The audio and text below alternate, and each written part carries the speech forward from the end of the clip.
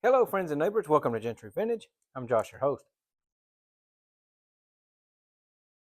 I'm hoping this video finds you well. Today I'm smoking my Medico topless magnet top, a gift from my buddy Pat Paladin Piper.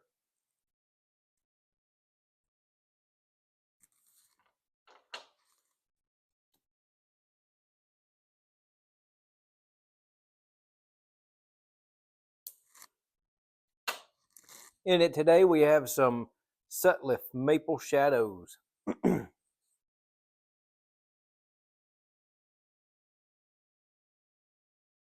This this pipe came to me with quite a bit of a ghost in it. Oh, it was something rancid.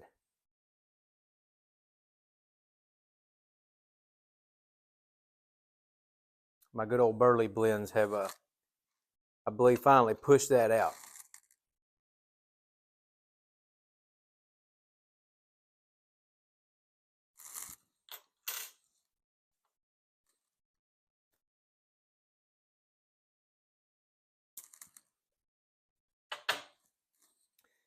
So I was on the way home the other night from my dad's, and it's about a 2-hour drive. And this particular trip took us 5 hours to get home. Um, some idiot got pulled over on the interstate by the cops. Apparently assaulted a police officer and fled. So it became a chase on the interstate from Kentucky state troopers and local law enforcement. And he apparently wiped. I don't know if they caused him to wipe out or how it happened, but apparently he wiped out, rolled the car, jumped out, and ran off in a cornfield. And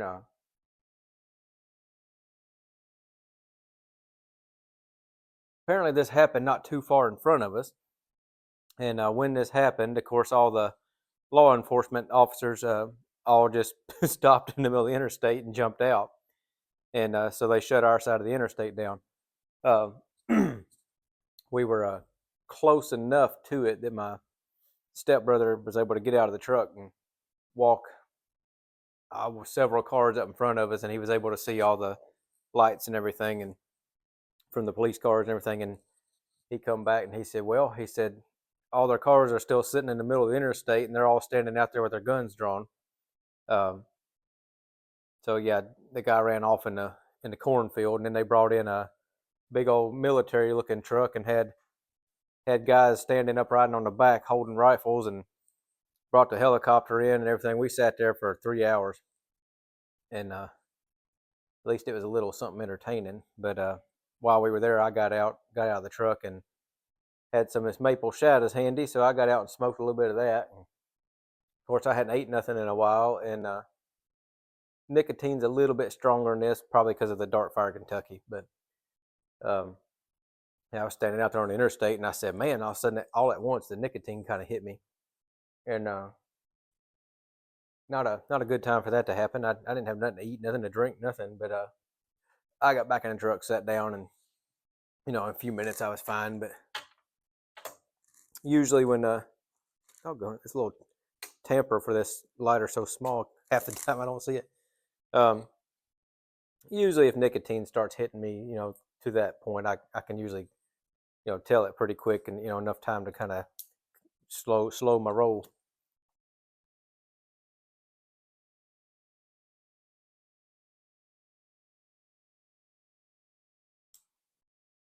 I think if I'd have had a little food in my stomach and um, maybe a little something sweet to eat or something, I'd have been fine. But I think it was just the fact that I didn't have nothing on my stomach. But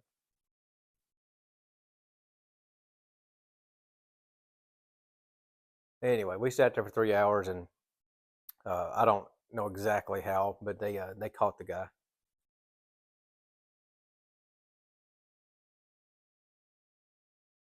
I said you'd think they would have somebody would have moved the patrol cars off to the side and at least opened the far left lane and let traffic through, but they apparently had no intentions of doing that. But the other side of the interstate was running just fine.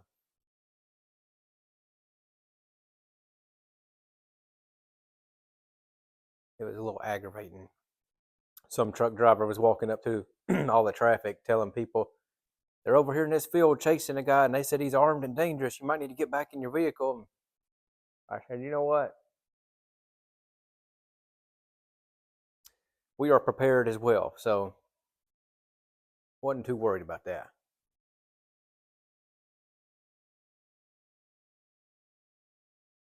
He wasn't taking our truck without a fight, that was for sure.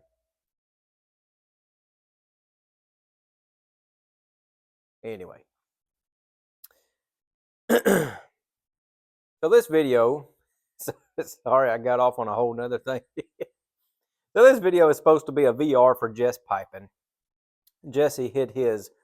If you follow Jess Piping, which you should, if you don't, if you're not familiar with Jesse's channel, make sure you go check out Jess Piping. I will definitely put a link to him down below. Jesse is a wonderful, wonderful man, and puts out some great content in the YTPC, and he does so much for the community, and he's just a wonderful guy, and I just love his content. My wife makes me go back and find there was a video, and I can't remember who had sent him it was a Yabo, and I forget who had sent it, but it was a blend with some rather strong Perique in it, and he did a retro hell, and it's quite comical. And Jessie, she has made me save that video and go back and pull that up sometimes. She just thinks that's the funniest thing. Excuse me. But Jesse puts out some great content, and he is he is majority of the pipes I see Jesse smoke are 7LE 626s, and that's why he's doing a giveaway for his 626 subscribers, which is well deserved, sir. Congratulations.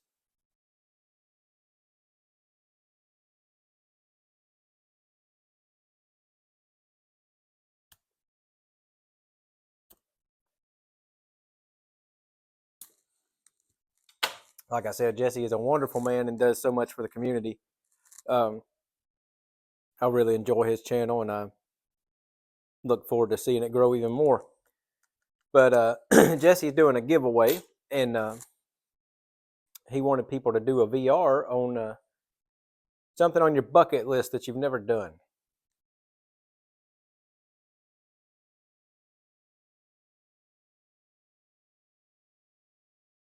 Now, I've got a few things on my bucket list in life, but for whatever reason, two things that are at the top of the bucket list are actually two car shows that I want to attend.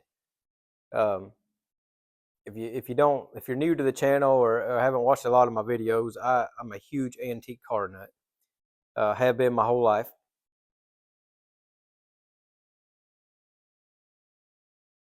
Even though I'm visually impaired and cannot obtain a driver's license, in my 38 years I've owned well over 100 cars and trucks. Cars have just always been something that's been a passion of mine, and I've always enjoyed working on cars and just tinkering, buying, selling, trading. After high school, I went to auto body collision repair school and got certified in that.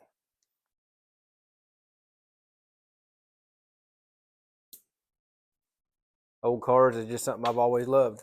But two car shows that are on my bucket list that I've always wanted to go to. The Antique Automobile Club of America, which I'm a member of, every October, second week of October, they have what they call the Hershey Fall Meet in Hershey, Pennsylvania. And it is not only a big car show, but there's a huge swap meet as well. But there is the car show itself brings in just a little bit of everything, and that's what I love about it. And if you're not familiar with the Antique Automobile Club of America, they are more of a preservation club. It's for guys like myself that, while I have had plenty of hot rods and everything like that. And I appreciate hot rods, street rods, and all that. Antique Automobile Club of America is actually more of a preservation club, just bone stock original, the way they would have rolled off the assembly line, um, or in some cases from the dealer. Sometimes dealers would add different options, different aftermarket items as well, and that's semi acceptable on some things.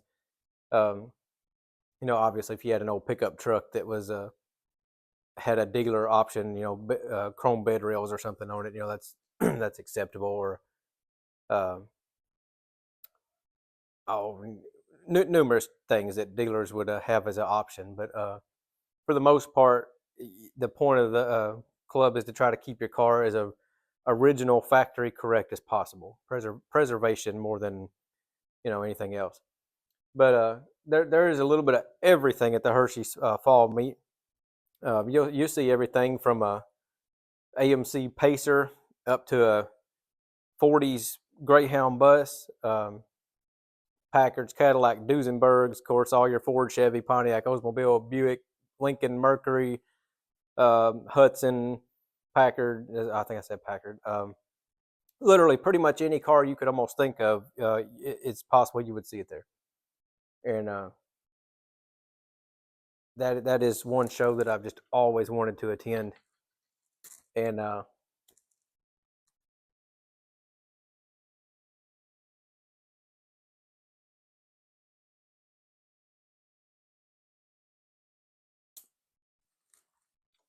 it's been on my bucket list for years, years, and years.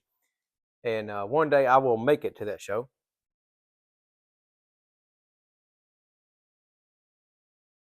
And another one in September in Michigan, I believe it's Dearborn, I think is what it is, at the Greenfield Village, Henry Ford Greenfield Village. Every September, they have a huge car show there. If you're not familiar with the Greenfield Village, it's a really neat place. I forgot how many acres it is. I think it's a couple hundred acres. But they've basically took a bunch of old buildings and preserved them, and it's almost like walking through an old timey town. And they've they have a car show every year called the Old Car Festival in September, and it's 1932 and under. And everything about that weekend in the Greenfield Village is basically set in the 1932 and under era. Um, they have bands that come in that play, the old timey music from the 20s, 30s, early 1900s. They have a lot of reenactment stuff that goes on. A lot of people dress in the period correct clothing. They even have traffic cops out there directing traffic, and they're wearing police uniforms that you would have seen like in the teens and 20s and everything. Um, People riding around on the old high wheeler bicycles and everything. It's really neat. Uh, Not only is it cool to see the cars, but just everything going on. Everybody just kind of steps back in time, and uh, I like that. It's neat that you can still in 2024, almost 2025. It's neat that you can go somewhere and walk in there among all these hundreds and thousands of people, whatever, and it's like stepping back in time, almost 100 years. But I just think it's a cool thing, and if I'm not mistaken, I believe that's the oldest car show in the country that's still continuing. Um, I forget when it originated, but it's still going today and has been. It is the longest continuous car show. Uh, that is in, I want to say, second week of September. I can't remember for sure. Maybe the first week of September. I forget. But yeah, them two car shows are probably at the top of my bucket list.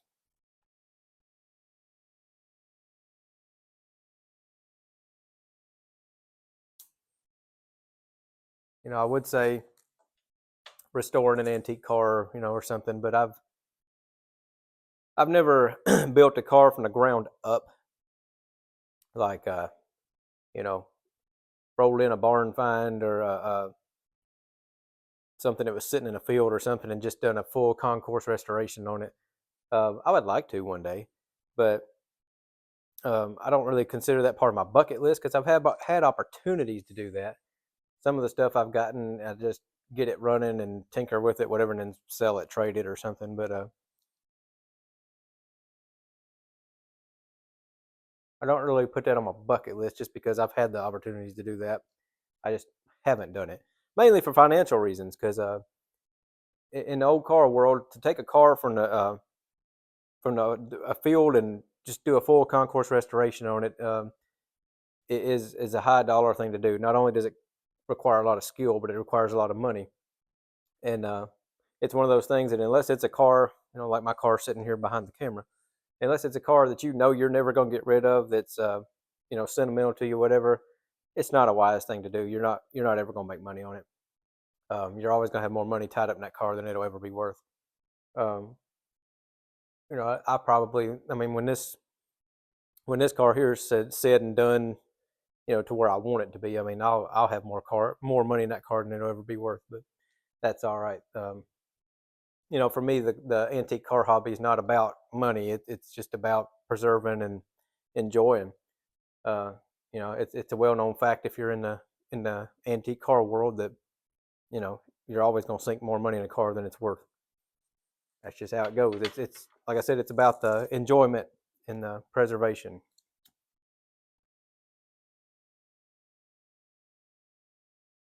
And I've had my fair share of hot rods, and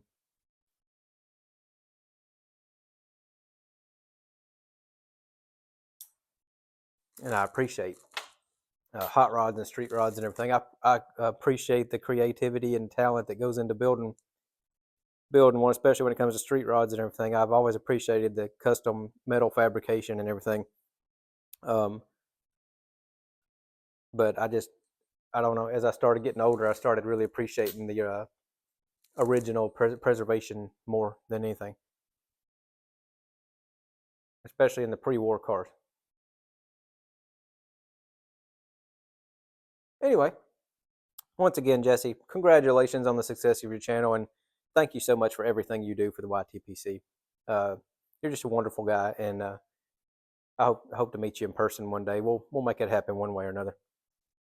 And yeah, so those two car shows will be my bucket list of something I've wanted to do that I've never done. But so I guess that's it. I'll stop rambling now. And like I said, thank you, Jesse, for doing this giveaway and everything that you do for the community. And congratulations on your subscribers and your channel success. And I know that number will just keep on rising. But anyway, until next time, I wish blessings for all and lots of luck to you and yours.